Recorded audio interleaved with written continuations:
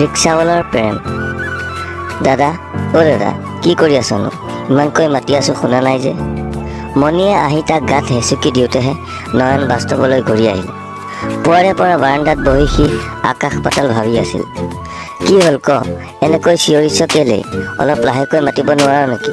সি মণিলৈ চাই ক'লে, আই, মই তোক ভাত খাবলৈহে মাতিছোঁ, তইহে শুনা নাই। ভাতকেইটা খাই ল, ময়ো কলেজলৈ যাব লাগে, দেৰি হ'ব এতিয়া। ব'ল দে গৈ। নয়নে ভিতৰলৈ সোমাই গ'ল। ভাত খাবলৈ সি বহিলে। মণিও তাৰ কাষতে ভাত খাবলৈ বহিল।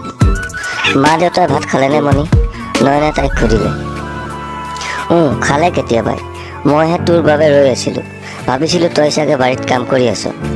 মাতিব গৈ দেখোঁ তইচোন বাৰাণ্ডাতে বহি আকাশলৈ চাই আছ। কি ভাবি আছিলি? কচোন ক, কাৰ কথা ভাবি আছিলি? মই চব জানো তোৰ কথা। মানে কি জনা কথা কৈছ? জানিবলগীয়া কি আছে? তাইক সি সহজভাৱেই ক'লে। কালি নৈৰ পাৰত কেলৈ গৈছিলি? এইবাৰ নয়ন আচৰিত হ'ল। এইজনীয়ে কেনেকৈ গম পালে সি মেঘালীৰ সৈতে নৈৰ পাৰলৈ যোৱা বুলি? তোৰ লগত মেঘালী বাও গৈছিল ন? কোনে ক'লে তোক মই নৈৰ পাৰলৈ যোৱা বুলি? কোনে ক'লে কেলৈ লাগে? যোৱাটো সঁচা নে মিছা সেইটো ক। গৈছিলোঁ। তাতে কি হ'ল? মোৰ একো হোৱা নাই, তোৰহে কিবা হোৱা যেন লাগিছে। তাই তাক জোকাব ধৰিলে। নয়নৰ খুব লাজ লাগিল। তথাপিও সি মণিক সুধিলে, কোনে ক'লে মণি আমি নৈৰ পাৰলৈ যোৱা বুলি? মোৰ লগৰ চুমি যে, তাই ক'লে। তাই হেনো তহঁত দুয়োটাকে নৈৰ পাৰত বহি থকা দেখা পাইছিল। নয়নে আৰু একো নুসুধিলে। আৰু বা কি দেখা পালে সেইজনীয়ে? সি নিজকে ভৰিৰ পৰা মূৰলৈকে গৰম গৰম অনুভৱ কৰিলে।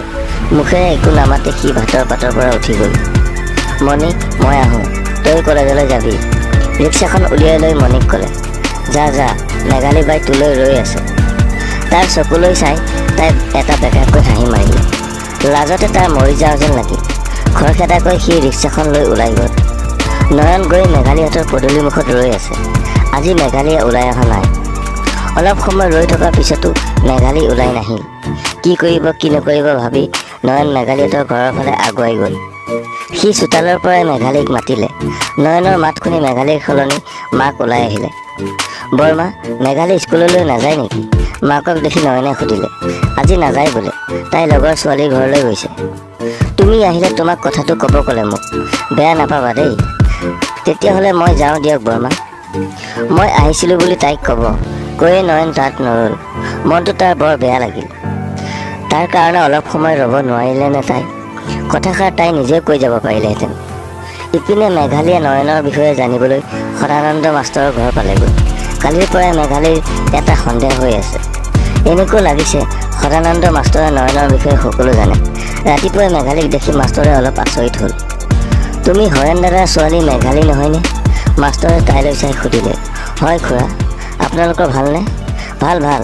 তুমি হ'বলা পঢ়া শুনা শেষ কৰি গুৱাহাটীৰ পৰা একেবাৰে গুচি আহিলা। শুনিছোঁ ছোৱালী হাইস্কুলত চাকৰি পালা। ভালেই হ'ল দিয়া, ঘৰৰ ছোৱালী ঘৰলৈ ঘূৰি আহিলা। হয় খুৰা। পিছে এই পুৱাই মোৰ ওচৰলৈ কি সকামত আহিলা সেইটোহে বুজি নাপালোঁ। সদানন্দ মাষ্টৰে মেঘালীক অলপ সন্দেহ ভাৱেৰে সুধিলে।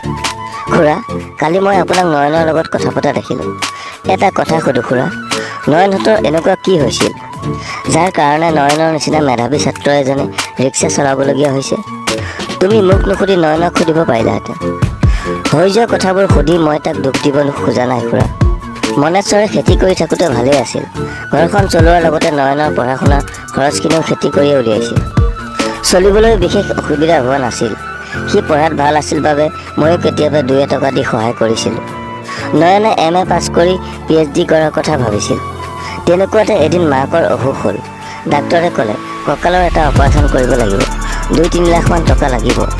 ইমান টকা নয়নহঁতৰ নিচিনা মানুহৰ কাৰণে যোগাৰ কৰাটো সহজ নহয়। টকা বিচাৰি নয়নৰ দেউতাক মনেশ্বৰে হৰেণ দাদাৰ মানে তোমাৰ দেউতাৰ ওচৰলৈ গ'ল। ইমান টকা ধাৰত দিব পৰা মানুহ তোমাৰ দেউতাৰ বাহিৰে গাঁওখনত আৰুনো কোন আছে? কিন্তু দেউতাই ইমান টকা ধাৰ হিচাপে দিব নোৱাৰোঁ বুলি ক'লে। ফলত মনেশ্বৰে গোটেই মাটিখিনি দেউতাৰ ওচৰত বন্ধকত থ'লে। অপাৰেশ্যন কৰি নয়নৰ মাকক ভাল কৰি আনিলে। কিন্তু আগৰ দৰে মানুহজনী সুস্থ নহ'ল।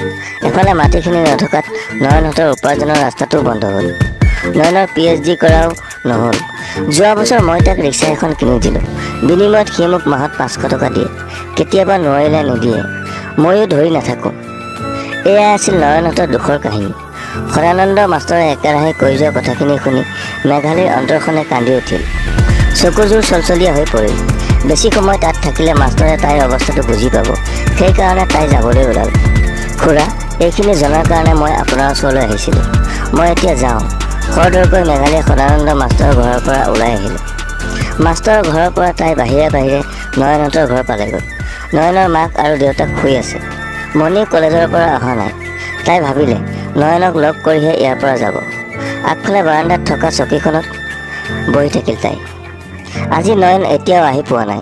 অন্য দিনাৰ এইখিনি সময়তে তাইক লৈ নয়ন ঘৰলৈ আহে। নয়ন আহিব বুলি মনত আশা পালি তাই তাতে ৰৈ থাকিল। চকীখনত আউজি তাই চকু দুটা মুদি দিলে। নয়নৰ মুখখন চকুৰ আগত ভাহি উঠিল। অস্ফুট মাতেৰে তাই কৈ উঠিল, নয়ন। কিমান সময় পাৰ হ'ল তাই গমেই নাপালে। চোতালত শব্দ শুনি তাই চকু মেলি চালে। ঘামি জামি নয়ন ৰিক্সাখনৰ সৈতে চোতালত থিয় হৈ আছে। ৰ'দত পুৰি তাৰ মুখখন গাটো ক'লা ৰঙা পৰি গৈছে। সি মেঘালীক দেখি আচৰিত হৈছে। মেঘালীয়ে তাক চাই থাকিব নোৱাৰিলে। একে জাপে বহাৰ পৰা উঠি গৈ নয়নক জোৰেৰে সাৱটি ধৰিলে। নয়নে একো তত ধৰিবই নোৱাৰিলে। মেঘালীয়ে নয়ন নয়ন বুলি হুক হুকাই কান্দি উঠিল। যিমান পাৰে জোৰেৰে নয়নৰ বুকুৰ মাজলৈ সোমাই গ'ল। নয়নেও আলফুলেৰে মেঘালীক সাৱটি ধৰিলে।